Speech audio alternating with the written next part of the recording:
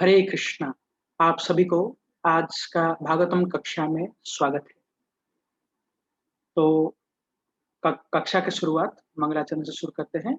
ओम अज्ञानतिमिरन्धस्य ज्ञानाञ्जनाशलाकया चक्षुरुन्मीलितं येन तस्मै श्रीगुरुवे नमः। श्रीचैतन्य मनोभीष्टं स्थापितं येन भूतले स्वयं रूपः कदा मह्यं ददाति सोपदान्तिकं।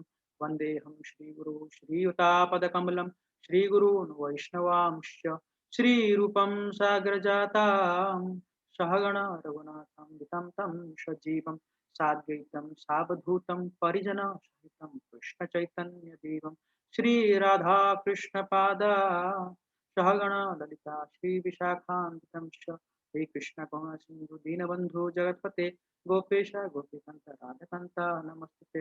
तप्तकाञ्चन गौराङ्गी राधे वृन्दावनेश्वरी वृषभानुसुते देवी प्रणमामि हरिप्रिये। वाञ्छाकल्पतरुभ्यश्च कृपा सिन्धुभ्य एव च पतितानां पावनेभ्यो वैष्णवेभ्यो नमो नमः। नमो विष्णुपादाय कृष्णपृष्ठाय भूतले श्रीमते भक्तिवेदान्त स्वामिन् इति नामिने। नमस्ते सरस्वती देवी गौरवाणी प्रचारिणे निर्विशेष शून्यवादी पाश्चात्यदेशतारिणे। जय श्री कृष्ण चैतन्य प्रभु नित्यानंद श्री अद्वैत गदाधर शिवासादि गौरभक्तवृंद। हरे कृष्णा कृष्णा कृष्णा हरे हरे हरे राम राम राम हरे हरे। हरे कृष्णा कृष्णा कृष्णा हरे हरे हरे राम राम राम हरे हरे। हरे कृष्णा कृष्णा कृष्णा हरे हरे हरे राम राम राम हरे हरे। हरे कृष्णा। तो हम श्रीमद् भागवतम के तीसरा स्कंद के 20वां अध्याय जो मैत्र मुनि और विदुर के बीच में जो संवाद है उसके बारे में चर्चा कर रहे थे। तो अभी तक हमने तीसरा स्कंद में देखा है कि कैसे मतलब मैत्रेय और विदुर का संवाद में उसमें हमने देखा है स्टार्टिंग में तीसरा स्कंद के स्टार्टिंग में कि अ, विदुर मैत्र मुनि को बहुत सारा प्रश्न करते हैं कि ये जो साधारण मनुष्य का ये सफरिंग्स ये जो कष्ट जो है उसका कारण क्या है, और बाद में कृष्ण कथा का भी वर्णन करने के लिए बोलते हैं। तो फिर मैत्र मुनि वर्णन करते हैं कैसे ये ब्रह्मांड का क्रिएशन होता है महाविष्णु के गर्भ से, और कैसे महाविष्णु जो अपने आप को एक्सपांड करते हैं गर्भोदयशाही विष्णु के रूप में। फिर आगे देखते हैं विराट रूप के चर्चा होती है, और ब्रह्मा के जीवनी के बारे में उन्होंने कैसे तपस्या किया, उनका जन्म कैसे हुआ, फिर और search for absolute truth Brahma सत्य के कैसे खोज में मेडिटेशन किया, और अंत में कैसे भगवान का उनको दर्शन मिलता है, ये सब हमने देखा है। फिर बाद में हमने ब्रह्मा जी का प्रार्थनाएं भगवान को अर्पण करते हुए देखते हैं, और भगवान उसका प्रसन्न होके उसका कैसे उनसे वार्तालाप करते हैं वो भी हमने देखा। फिर बाद में the division of material creation Brahma ji ने कैसे ये मटेरियल क्रिएशन का मतलब उत्पत्ति हुआ उसके बारे में देखा है। टाइम फैक्टर और variety in Brahma's own creation, उससे पहले हमने देखा है कैसे ये जो वराह देव का पास्ट टाइम्स, चतुष कुमार का पास्ट टाइम्स, ऐसे कई थ्रिलिंग पास्ट टाइम्स वगैरह देखने के बाद फिर बाद में जो विदुर जो प्रश्न किया उसका उत्तर देते हुए मैत्र मुनि अभी ब्रह्मा जी का जो सेकंड क्रिएशन जो सेकेंडरी क्रिएशन विसर्ग वो बताते हैं, जो कि ये चैप्टर 20 से शुरू होता है। चैप्टर 20 से हम कल देखे थे कैसे जो ये इवनिंग का समय जो है ट्विलाइट समय जो है, जो ना दिन ना रात ऐसे समय को वो जो असुरों ने उसको एक सुंदर स्त्री का कल्पना करके कैसे वो परिकल्पना कर रहे थे, और अलग अलग उनके भाव प्रकट हो रहे थे। और उसके बाद ब्रह्मा जी ने कैसे गंधर्व और अप्सराओं का उत्पत्ति हुआ, भूत पिशाच का उत्पत्ति हुआ, और साध्य और पितृ का कैसे उत्पत्ति हुआ उस हमने देखा था। उसमें हमने देखा था कि कैसे एक ब्रह्मा जी इनविजिबल बॉडीज, क्योंकि जो जीव है, वो का कार्य वगैरह सही नहीं रहता है, तो उनको पितृलोक में भेजते हैं। तो ऐसा इनविजिबल शरीर वगैरह से पितृस और साध्यस का कैसे उत्पत्ति होता है, उसके बारे में वर्णन हुआ।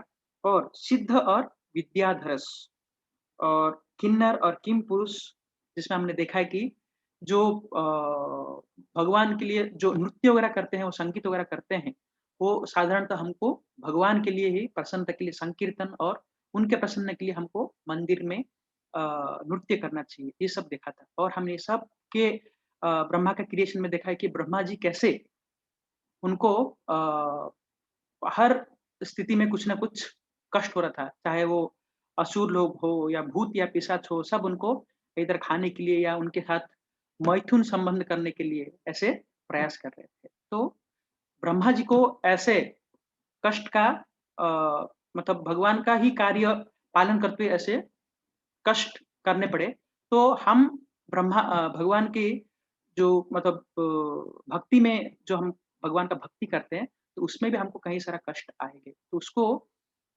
ज़्यादा मतलब उस समय में क्या करना चाहिए हमको, भगवान का और तीव्र स्मरण करके हम भगवान ये जो कष्ट जो है उससे हम दूर हो सकते हैं। तो वही ब्रह्मा ने भी किया था। हाँ, ब्रह्मा जी ने भगवान का प्रार्थना किया और आप ही मेरे ये संकट को उद्धार कर सकते हैं करके फिर बाद में भगवान ने उनको वो संकट से सब बचाया। फिर हमने देखा था कि कल अंतिम में कि अपने मन से कैसे वो भगवान मनुष्य की क्रिएशन करते हैं और उनको फिर एक ह्यूमन फॉर्म देते हैं, मनुष्य रूप देते हैं। तो ये हमने कल तक चर्चा किया था टेक्स्ट 50 तक और सारे जो भी मनुष्य से पहले क्रिएशन हुआ था सभी उनका क्या करते हैं? गुणगान करते हैं। टेक्स्ट 50 में। तो अभी हम टेक्स्ट 51 से देखते हैं।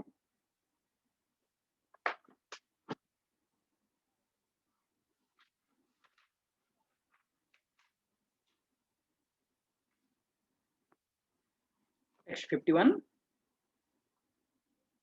अहो एतज्जगत्सृष्टः सुकृतं वतस्ते कृतं प्रतिष्ठितः क्रिया यस्मिन् साकमन्न मदामहे. Translation: They prayed, O Creator of the universe, we are glad what you have produced is well done. Since ritualistic acts have now been established soundly in this human form, we shall all share the sacrificial oblation. Sakam annam adamahe. तो जो text 51 में इसमें actually वो जो share we shall share all the sacrificial oblations इसके बारे में वर्णन होता है। तो भगवान भगवत गीता में बताते हैं तीसरा अध्याय का 10वां श्लोक में सहयज्ञाः प्रजा सृष्ट्वा पुरोवाच प्रजापतिः अनेन प्रसविष्य ध्वमेश वे वशिष्ठ कामधुक. यज्ञ तथा मनुष्य और देवताओं की रचना करने के बाद भगवान ये बताते हैं कि ये यज्ञ तथा मनुष्य और देवताओं की रचना किया है। क्यों? तुम इस यज्ञ से सुखी रहो और सुख पूर्वक रहना और मुक्ति प्राप्त करने के लिए समस्त विधि वस्तुएं प्राप्त होगी। जो भी आपको वस्तुएं वगैरह चाहिए उससे प्राप्त होगा। तो ये श्लोक में क्या बोलते हैं भगवान कि समग्र भौतिक सृष्टि का रचना हो गया, यज्ञ का रचना हो गया, ठीक है? और मनुष्य और देवता का रचना हो गई। तो भगवान ये भौतिक जगत का सृष्टि क्यों करते हैं? क्यों? कि हम ये जो बद्ध जीव है, ये भौतिक सृष्टि में रहकर हाँ, सारे भक्तियों का अंग पालन करके हम भगवत धाम जा सके। इसलिए पालन करते हैं। और जीव जो है ये प्रकृति द्वारा बद्ध होके यहाँ रहता है और जब विष्णु का प्रसन्नता के लिए ये यज्ञ का पालन करता है, ये मनुष्य, ये जीव वगैरह ये भौतिक जगत में रह के अगर ये यज्ञ वगैरह जो ब्रह्मा ने दिया है उसका पालन करता है, तो क्या होगा, धीरे-धीरे उसे ये कृष्ण भावनामृत में वो आ सकता है या भगवान का वो प्रसन्नता कर सकता है और ऐसे प्रसन्न करके वो क्रमशः वो देवतुल्य बन जाते हैं। इसलिए भगवान ने ये यज्ञ हमको दिया है। ठीक है? तो कलयुग में सबसे बड़ा यज्ञ क्या है? ये भी चैतन्य भागवत में बताया गया है। क्या? कृष्णवर्ण तुषा कृष्णं सांगोपांगस्त पार्षदम यज्ञे संकीर्तनम प्राये यजन्ति सुमेधसः। यजन्ति सुमेधसः। किसको करते हैं? जो व्यक्ति सुमेध है, जो व्यक्ति बहुत ज्ञानी है, जो व्यक्ति बहुत बुद्धिमान व्यक्ति है, वो कलयुग में, इस युग में एक ही यज्ञ करता है। वो क्या है? संकीर्तन यज्ञ। ऐसे व्यक्ति है, क्या है वो? बुद्धिमान व्यक्ति है। तो चैतन्य महाप्रभु ये बता के गए हैं। कलयुग में भगवान की और उनके पार्षदों के साथ जो संकीर्तन यज्ञ करता है, वही सबसे बड़ा यज्ञ है। तो इसलिए हमको ये यज्ञ बहुत आसानी से मिल गया और ये यज्ञ जो है वो महान यज्ञ है। तो इसलिए हमको क्या करना चाहिए? इसको बहुत ही अच्छे तरीके से सुचारू रूप से ये यज्ञ को पालन करना चाहिए। क्यों? जितने भी यज्ञ हैं, सारे यज्ञ से श्रेष्ठ यज्ञ है भगवान का ये जो संकीर्तन यज्ञ करना। ठीक है? इसलिए तो ये संकीर्तन यज्ञ सबसे श्रेष्ठ माना जाता है। टेक्स्ट 52।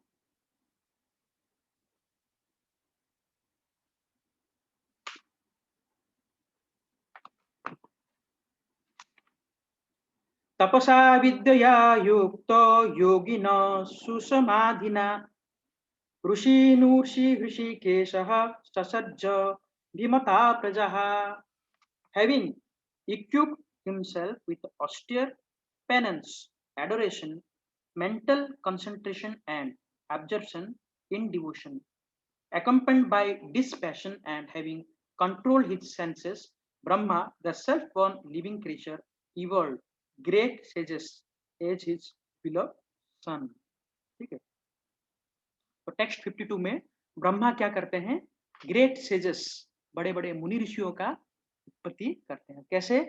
बाय तप, योग, समाधि, ये सब के माध्यम से करते हैं। तो इससे पहले हमने पढ़ा था जो निष्ठा रहित भजन क्रिया करते हैं या निष्ठा रहित यज्ञ करते हैं, तो यह यज्ञ किस लिए है कि एक मटेरियल या इकोनॉमिकल डेवलपमेंट के लिए, मतलब आर्थिक विकास या भौतिक विकास वगैरह के लिए निष्ठा रहित यज्ञ वगैरह। लेकिन उससे ऊपर उठना है तो हमको क्या करना पड़ेगा? तपस्या करना पड़ेगा, योग करना पड़ेगा, समाधि करना पड़ेगा और कैसे? दृढ़ता से। तब जाके ये हम इससे स्तर के ऊपर से उठ सकते हैं। ठीक है? तो but for actual attainment of spiritual knowledge other qualification are needed. What is essential is vidya or worship of the supreme lord. तो ये कर्मकांडी कार्य वगैरह या यज्ञ वगैरह, बहुत सारे यज्ञ वगैरह जो होता है, संकीर्तन यज्ञ छोड़ के बाकी सारे यज्ञ वगैरह जो है, वो ओनली आर्थिक विकास और भौतिक विकास के लिए है। लेकिन उसके स्तर के ऊपर से उठना है तो एक साधारण मनुष्य को क्या करना चाहिए? संकीर्तन यज्ञ करना चाहिए दृढ़ता से। ठीक है? तब इसके ऊपर से उठना चाहिए। तो यही ब्रह्मा जी भी क्या किया? बहुत ही दृढ़ता के रूप से तप, योग, समाधि और श्रद्धा और ध्यान के माध्यम से उन्होंने क्या किया? बहुत सारे ग्रेट सेजेस, महान-महान मुनि का उत्पत्ति किया है, जो उनके पुत्र वगैरह। ठीक है? टेक्स्ट 53। तेभ्यस् तेभ्यश्चैकैकशः स्वस्य देहश्वासमदादजः यत्तत् समाधि योगार्धि तपविद्य विरक्तिमत्। Translation: to each one of these sons, the unborn creator of the universe gave a part of his own body, which was characterized by deep meditation, mental concentration, supernatural power, austerity, adoration, and renunciation. ठीक है? तो अभी जितना जो sages महान मुनियों का उत्पत्ति किया भगवान ब्रह्मा जी ने, तो इनको क्या किया, अपना शरीर का एक एक पार्ट उनको दे दिया। तो इसमें पॉपट में प्रभुपाद बताते हैं, द वर्ड विरक्ति मत in this verse means poses of the qualification of renunciation। तो त्याग के बारे में बता रहे हैं। Spiritual realization cannot be attained by materialistic person for those who are addicted to sense enjoyment. Spiritual realization is not possible. In the Bhagavad Gita, it is stated that those who are too attached to seeking material possessions and material enjoyment cannot reach yoga samadhi, absorption in Krishna consciousness. Propaganda that one can enjoy this life materially and at the same time spiritually advance is simply bogus.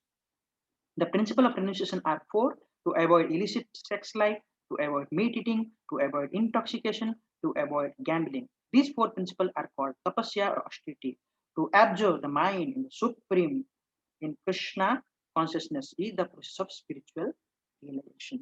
बहुत ही अंतिम श्लोक में बहुत ही important बात कही गई है।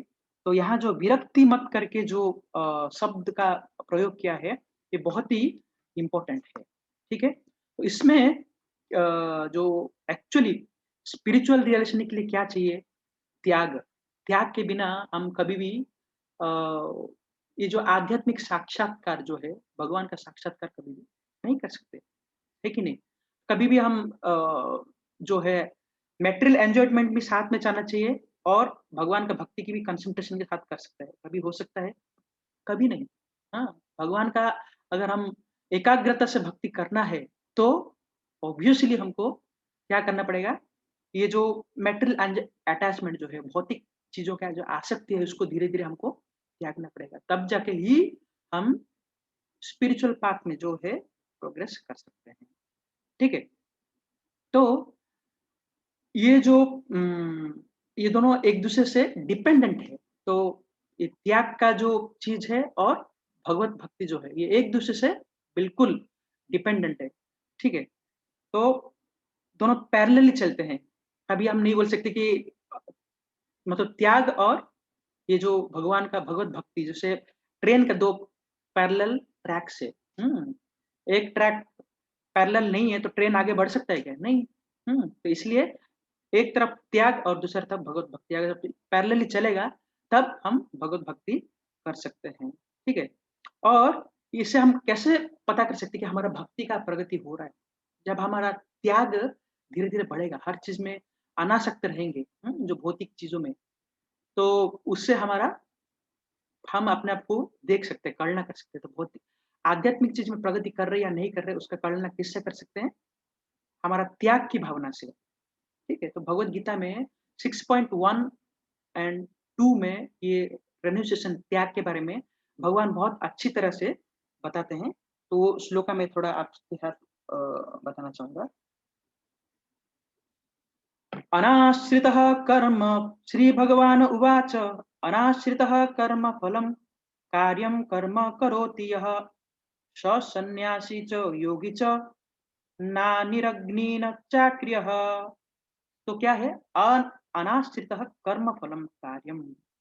तो बिना कुछ आशा किए है, अनाश्रित, ठीक है? तो शरण ग्रहण किए बिना कर्म फल की कार्यम कर्तव्य कर्म करना चाहिए। तो कोई भी जो हम कार्य वगैरह करते हैं, अनअटैच्ड उसमें बिना अटैच होके अगर हम वो कार्य करते हैं, तो वो क्या है उसको हम रिनाउंस्ड वर्क बोल बोल सकते हैं। ठीक है? ऐसा कार्य को हम क्या बोल बोल सकते हैं? रिनाउंस्ड वर्क, ठीक है? और सन्यासी बोल सकते हैं। ठीक है? फिर नेक्स्ट श्लोका में भगवान बताते हैं आगे, यह सन्यासम इति प्राहुर्योगम तम विधिं पांडवो न न यस्सन्न्यस्त संकल्पो योगी भवति कश्चन। ठीक है? तो एक व्यक्ति जो है क्या करना चाहिए? वन कैन नेवर बिकम सन्यासी without renouncing the desire of sense gratification. अगर हम इस श्लोक में बताते हैं अगर सेल्फ ग्रेटिफिकेशन त्याग नहीं कर सकते, तो कोई भी व्यक्ति सन्यासी नहीं बन सकते या योगी नहीं बन सकता है। ठीक है? तो हम यहाँ शब्द भले सुन रहे होंगे योगी या सन्यासी, तो वही शब्द जो है हम भक्त के लाइफ में भी क्या कर सकते हैं कंपेयर कर सकते हैं। एक योगी जो है वो क्या करता है सेक्युलर प्लेस में जाके वो सेम चीज़ करता है, क्या करता है सेंस कंट्रोल करता है।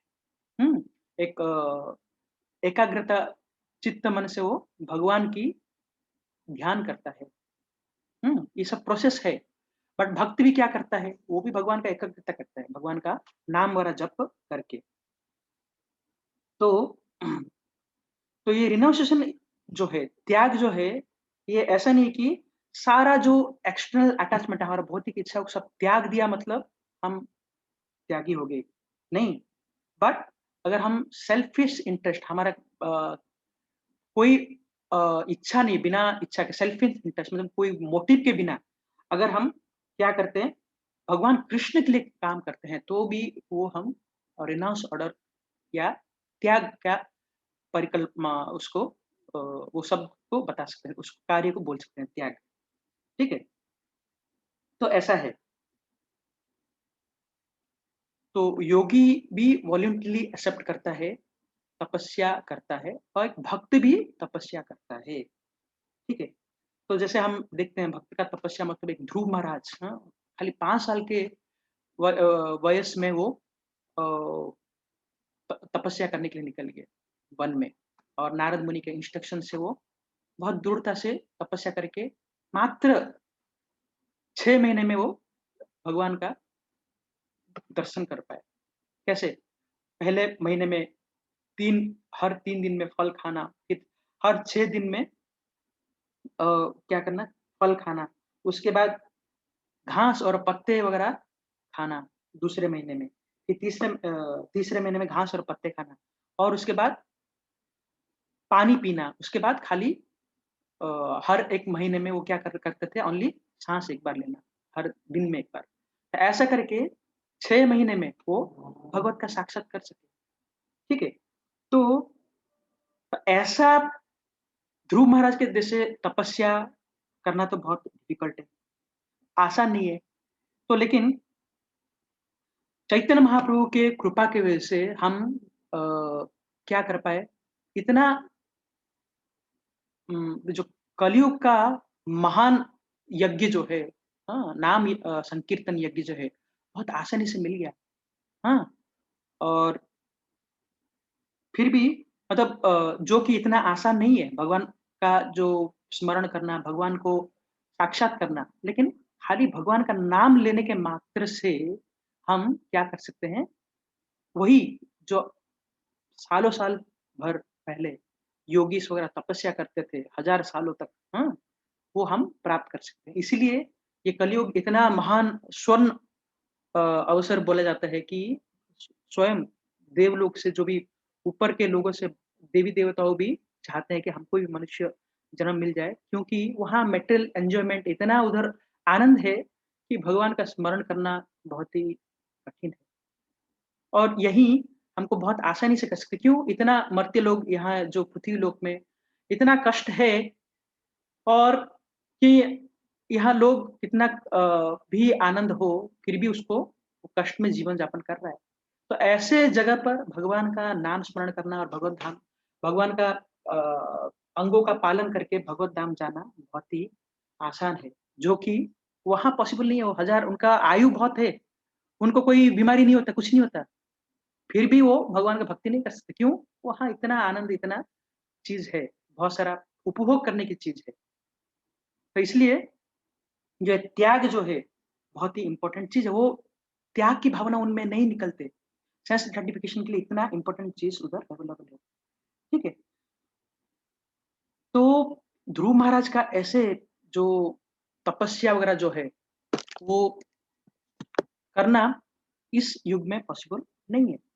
लेकिन हमको जो बताया गया है, गुरु महाराज के द्वारा जो मिला है, जो ये regulative principles simple 4 regulative principles follow करना, उनका आदेशों का पालन करना। अगर ये सब चीज़ करेंगे, तो हमको भगवत धाम जो जाने का अवसर है, वो बहुत शीघ्र प्राप्त हो सकता है। नहीं तो ये सिंपल 4 रेगुलेटरी प्रिंसिपल्स जो है, जो मतलब हज़ार-हज़ार साल को तपस्या करके, इतना सारा कठिन योगा अ अ, का जो सीढ़ी है, उसको पालन करके भगवत धाम का रास्ता जो है सतयुग और त्रेता युग एंड द्वापर युग का जो अलग-अलग माध्यम है, वो कलयुग में ओनली नाम संकीर्तन के माध्यम से प्राप्त हो सकता है। तो खाली हमको ये छोटा जो सिंपल-सिंपल अंगों का पालन करने के लिए बोला है, अगर उनको हम पालन नहीं कर सकते तो व्हाट डू यू एक्सपेक्ट? हाँ? तो एक ही लाइफ टाइम में हम भगवत धाम जा सकते हैं। अगर हम खाली ये 4 लिबर्टी प्रिंसिपल सिंसियरली फॉलो कर सकते हैं, वो भक्ति का अंग वगैरह सीरियसली फॉलो करके भगवान का नाम, जो नाम संकीर्तन महान यज्ञ है, उसको हम ध्यानपूर्वक जप करें, इतना ही हम पालन कर लें और प्रभुपाद के लिखे हुए जो पुस्तकों को ध्यान से उसको पढ़ के उसको स्मरण करने लगे, इतना ही काफ़ी है। लेकिन यही अंगों को हमको पालन करने के लिए इतना डिफ़िकल्टी हो रहा है। क्यों? हम में वो रेनुंसिएशन और त्याग की भावना नहीं है। तो हमको रियली एक एंडेवर डालना चाहिए, हमको प्रयास करना चाहिए, हमको भगवान सामने प्रार्थना करना चाहिए, उनसे विनम्र विनम्र प्रार्थना करना चाहिए कि हमें भी ऐसे ये सेंस ग्रेटिफिकेशन जो है, काम, क्रोध, लोभ, मोह, मद, मात्सर्य, इससे हम ऊपर उठ नहीं पा रहे। कितना हम जप क्यों ना कर ले, कितना भक्तों का आशीर्वाद क्यों ना ले ले, कभी ना कभी ये हमको अलग-अलग माध्यम से हमको कैसे माया कैसे न कैसे आ ही जाता है। चाहे वो मोबाइल के माध्यम से, चाहे लैपटॉप के माध्यम से, चाहे इंटरनेट के माध्यम से, चाहे टीवी के माध्यम से या कैसे न कैसे बाहर के इतना जो कलयुग का प्रभाव है, माध्यम से कैसे न कैसे आ जाता है। तो कैसे हम इससे ऊपर उठ के निकल सकते हैं? तो प्रार्थना के माध्यम से भगवान की जब हम दृढ़ता से ऐसे प्रार्थना करेंगे तो तब इसके ऊपर से उठ सकते हैं। ठीक है? तो हमको बहुत सीरियसली इसके ऊपर प्रयास करना चाहिए। रूप गोस्वामी भक्ति रसामृत सिंधु में बताते हैं युक्त वैराग्य। तो जितने भी ये एक्सटर्नल मटेरियल थिंग्स हमारे सामने अवेलेबल है, हुँ? उसको अगर हम भगवान कृष्ण के कार्य में लगा देंगे, तो वो वैराग्य कहलाता है, बट युक्त वैराग्य। लेकिन वही चीज़ जो हम एक फाल्गु वैराग्य भी है, जो हम सब चीज़ को क्या है त्याग कर देते हैं, लेकिन भगवान कृष्ण के संबंध में नहीं उसको जोड़ते हैं। हाँ, ध्यान करना है, सब कुछ करना है और बहुत सारी चीज़ है, लेकिन वो भगवान के कृष्ण के कार्य में लग गया, तो युक्त वैराग्य हो गया। तो इसलिए हमको प्रयास करना चाहिए हर चीज़ को युक्त वैराग्य में कैसे लेके आना है। ठीक है? तो युक्त वैराग्य जो है बहुत ही सुपीरियर है, फाल्गु वैराग्य से। तो ये भक्ति का प्राप्ति करने के लिए हमको कंटीन्यूअसली एंडेवर करना चाहिए। तो मे बी इनिशियली बहुत कष्ट होगा, ये सब एन्जॉयमेंट ये सब छोड़ने के लिए। क्यों? Sense gratification is the most enjoyable thing लगता है कि नहीं? तो इसीलिए कष्ट होगा सब चीज़ छोड़ने के लिए जो हम करते हैं। चाहे वो मैथुन क्रिया हो गया, चाहे वो अलग-अलग लुभावने वाला चीज़ जो खाने के लिए है, पीने योग्य है, हुँ? या देखने योग्य है। ये सब छोड़ने के लिए क्योंकि कोटि-कोटि जन्म का पाप वगैरह ये सब हमारे हृदय में निहित है। कैसे ऐसे फ्रैक्शन ऑफ सेकंड में निकल जाएगा? Very, very difficult. बट प्रयास करेंगे तो भगवान हम एक स्टेप डालेंगे, भगवान 1000 स्टेप डालेंगे। यस, ये प्रयास कर रहे हैं मेरे पास आने के लिए, मैं इसका हेल्प करूँगा। लेकिन हमारा तरफ से ही वो प्रयास नहीं है, हाउ इट इज़ पॉसिबल? हाँ, दैट इज़ रिक्वायर्ड, ठीक है? तो श्रीला प्रभुपाद बताते हैं कि जब कोई कृष्णा कॉन्शियसनेस में बहुत ही सीरियसली ये सारे अंगों का 4 लेगेटिव प्रिंसिपल पालन करता है, सारे अंगों का पालन करता है, भगवान का नाम जप करता है, स्मरण करता है, तो ये सारा ये भौतिक चीज़ों का जो हमको दृश्यमान हो रहे हैं, जो लुभावनी चीज़ है, जो हमारे अंदर ये अ, जो षड्रिपु है, जो बार-बार एक निकलता है, बाहर आता है रावण की तरह, तो वो क्या लगेगा, वो सब पेल येलोइश लगेगा, समझे? तो वो उससे और कोई हम आनंद नहीं पाएँगे। But for that you have to be very, very serious. Without that seriousness it is not so easy to get the taste in Krishna consciousness. ठीक है? आप सभी के सामने मैं इतना सीरियसली बोल रहा हूँ, तो मेरे अंदर भी ये सब चीज़ है पूरा। इट इज़ इनबिल्ट, सब चीज़ लुहा-बनी चीज़, सब चीज़ इट इज़ देयर विथिन मी। तो आप सभी से मैं प्रार्थना करता हूँ, मैं भी इसके ऊपर कब उठूँ, आपका प्रार्थनाओं से शायद मैं भी कभी न कभी शुद्ध भक्ति का प्राप्त करने के लिए प्रयास करूँ।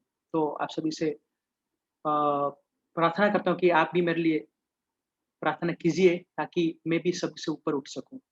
तो फिर हम नेक्स्ट श्लोका देखते हैं।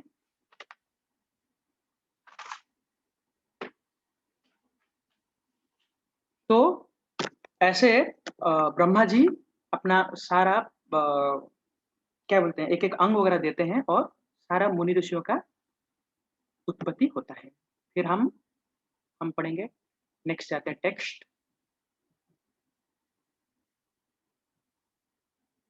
अभी आगे 3.21 ठीक है? तो now the next new chapter, chapter 21 conversation between Manu and कर्दमा।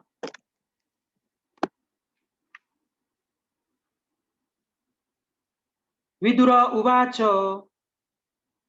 स्वायम्भुवस्य च मनोर् स्वायम्भुवस्य च मनोर्वंशः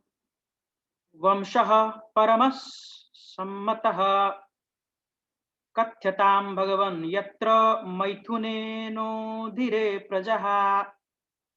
Translation: Vidura said, "The line of Swayambhuva Manu was most esteemed. O worshipable sage, I beg you, give me an account of this race, whose progeny multiplied through sexual intercourse."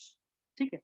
तो यहाँ हम देखते हैं इस जो 21 चैप्टर में first to 5 shlokas में विदुर फिर फर्दर इंक्वायरी करते हैं अबाउट मनु, क्योंकि अभी भगवान ने मनु का उत्पत्ति किया, उनके साथ उससे पहले सभी क्रिएशन हो चुका है।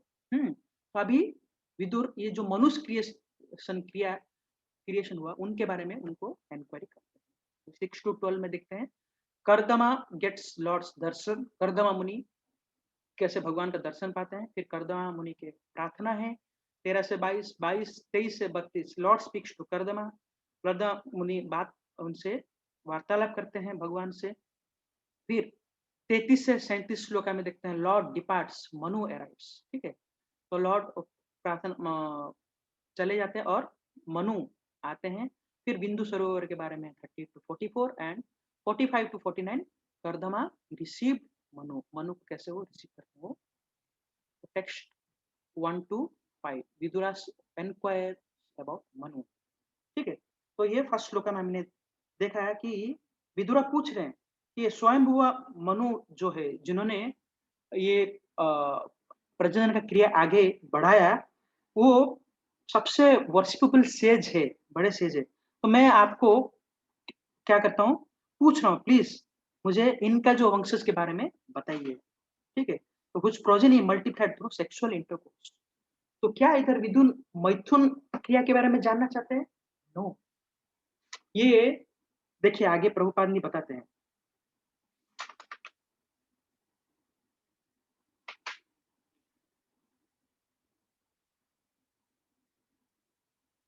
Regulated sex life to generate good population is worth accepting. Actually, Vidura was not interested in hearing the history of person who merely engaged in sex life, but he was interested in the progeny of Swayambhuva Manu because in that dynasty, good devotee king appeared, who protected their subjects very carefully with spiritual knowledge. By hearing the history of their activities, therefore, one becomes more enlightened. Okay. So, in other words, sex life for creating exemplary population is acceptable to all sages and authorities of the Vedic literature. ठीक है? तो परम सम्मतः, तो ये जो बड़े-बड़े authority वगैरह जो है उन्होंने सम्मत दिया है। ठीक है? अगर हम ये प्रजनन क्रिया करते हैं भक्तों का उत्पत्ति करने के लिए, भक्तों का जन्म देने के लिए, अगर ये गर्भधान संस्कार करके एक भक्त का मैथुन क्रिया करके अगर भक्त के लिए जन्म देने के लिए करते हैं, then there is no fault. इसलिए विदुर जानना चाहते हैं कि ये जो मनु के वंशज में इतने सारे महान-महान उनके डिसेंडेंट्स होके गए, तो उनके बारे में मुझे थोड़ा बताइए। नेक्स्ट टू प्रियव्रतोत्तानपादौ श्रुत स्वायम्भुवस्य वै यथा धर्मजुगपतः सप्तदीपवतीं महिम्।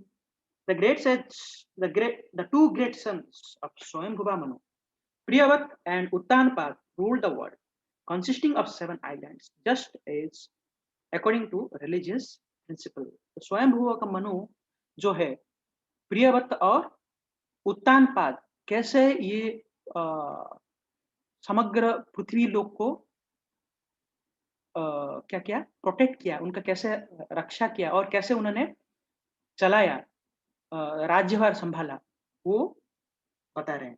ठीक है? तो 7 आइलैंड्स के बारे में बता रहे हैं। ठीक है? जो हम अभी बोलते हैं Asia, Europe, Australia, America, Africa, North Pole, South Pole, ये सब सोच रहे कि अभी पता चला करके, नो। जो भगवत में कितना सारा चीज़, सब चीज़ ऑलरेडी पहले से ही वर्णित है। ये 7 आइलैंड जो है इधर से आया है, 7 आइलैंड्स। ठीक है? देन भूगोल है, जो भू है, गोल है। ऐसे कई सारी चीज़ें जो ऑलरेडी शास्त्र में अनुमोदित है, ऑलरेडी प्रकट किया हुआ है, दिया हुआ है। लेकिन क्योंकि हम शास्त्र को सम्मति को मानते नहीं है, साइंटिस्ट लोगों की कथा को मानते हैं, तो हमको ये सब चीज़ का ज्ञान नहीं है। नहीं तो ये चीज़ साइंटिस्ट लोग जो अभी डिस्कवर कर रहे हैं, ये सब चीज़, इतना चीज़ सब एक-एक करके निकाल रहे हैं। ऑलरेडी शास्त्र में बताया है, गर्भधान जो 1 महीने से लेकर या 1 दिन से लेकर या मैथुन क्रिया से लेकर अंत तक क्या होता है, वो एक-एक दिन का जो खबर जो है, वो भागवतम में दिया हुआ है। What more thing is required? खाली भागवतम पढ़ने से एवरीथिंग विल बी रियलाइज्ड।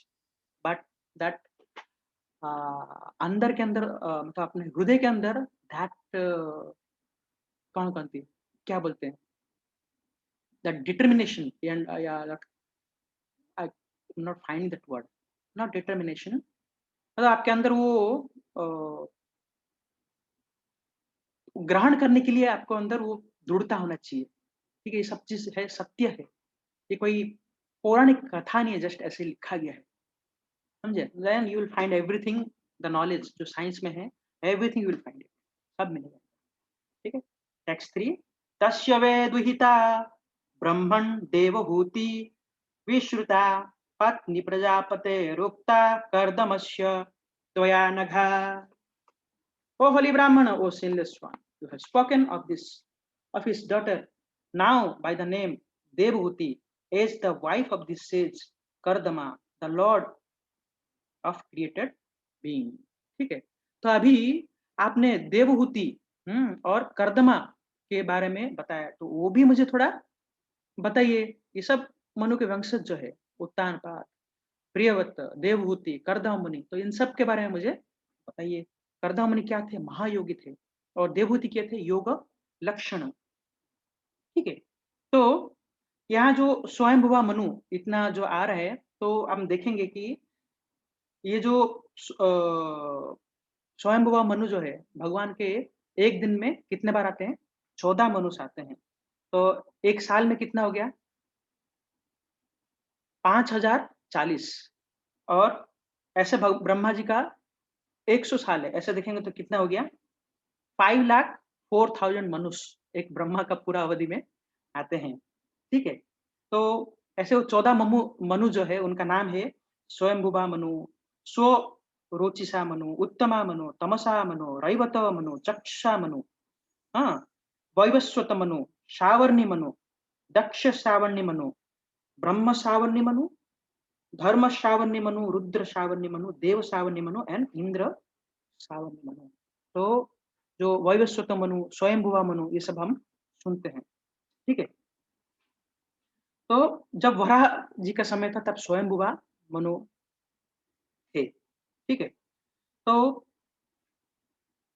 यहाँ क्या बोल रहे हैं?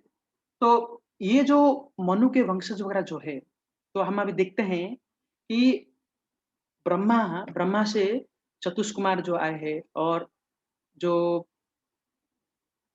14 मनु है, ठीक है? 4 और 14 मनु हो गए, सप्तर्षि ऋषि हो गए, तो 14 + 7 कितना हो गया 21 प्लस 4 ये 25 जो है, दे आर द पैट्रियार्क्स, मतलब ये समग्र जो जगत का जो हुआ है, सारे जो क्या बोलते प्रजनन हुआ है, these 25 are the they are called the patriarchs, मतलब उनसे ही उत्पत्ति हुआ है सारे। ठीक है, ये ग्रेट सेजेस है, this 25 are the great sages. ठीक है, तो ऐसा है। फिर हम पढ़ेंगे टेक्स्ट 3, टेक्स्ट 4। तस्यां स्वै महायोगी युक्तायां योगलक्षणैः ससर्ज कथिता वीर्यं तन्मे शुश्रूषवे वदः।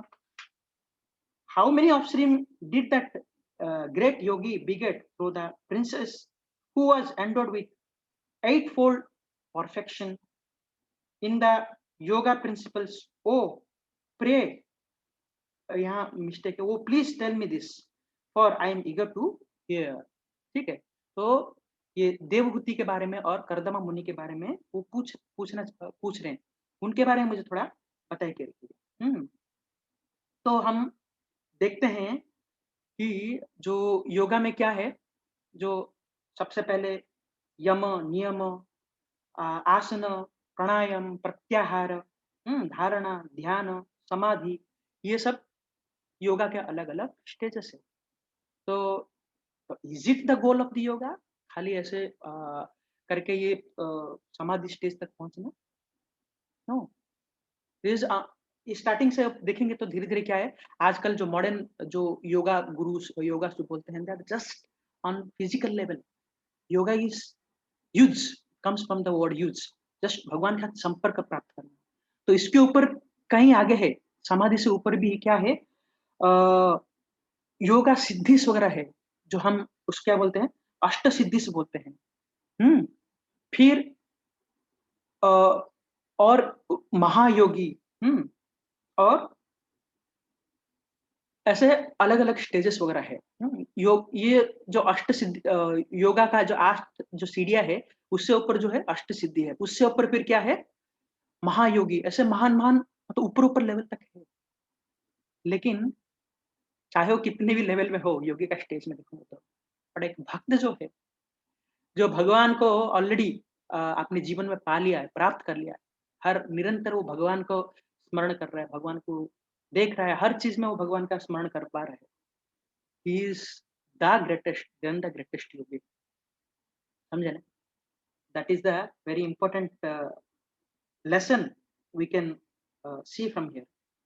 ठीक है? तो ये कर्दमा मुनि और ये जो देवहूति थे, वो ये कहीं ऊपर स्टेज में थे। हुँ, ठीक है? इसमें आगे आएँगे कैसे कर्दमा मुनि अ, तपस्या करते हैं और 10,000 साल तक तपस्या करते हैं। भगवान का उनको जो अ स अभी देखा था हमने, भगवान का कैसे उनको दर्शन होता है, हाँ? ये सब चीज़ आगे आएगा, ठीक है? तो फिर बाद में ये कर्दम मुनि और देवहूति का they have united, and produced children. Formerly, after making their lives perfect, great sages and saintly person used to beget children. हम्म, तो ऐसे कर्दा मुनि और देवहूति बहुत बहुत तपस्या करने के बाद उन्होंने इस संतानों का उत्पन्न किया। इसलिए ये जो मनु के जो वंशज वगैरह है, इतने महान महान भक्त वगैरह निकले। तो अगर जो गर्भधान संस्कार वगैरह है, अगर ये सब चीज़ सही से पालन करे, एक भक्त वगैरह के अगर दृढ़ता से वो पालन करके फिर बाद में वो गर्भधान संस्कार से कोई बच्चा का प्रजनन होता है, he can become a great great devotee. तो इस साइंस जो है ऑलरेडी भागवतम में ये सब चीज़ बताया गया अलग-अलग माध्यम से। तो इस श्लोका से हम ये सीख सकते हैं कि कैसे मतलब योगा तपस्या करके एक सही प्रजनन वगैरह का अ, जन्म हो सकता है। ठीक है? तो आज का कथा यहीं विराम देते हैं। हरे कृष्णा।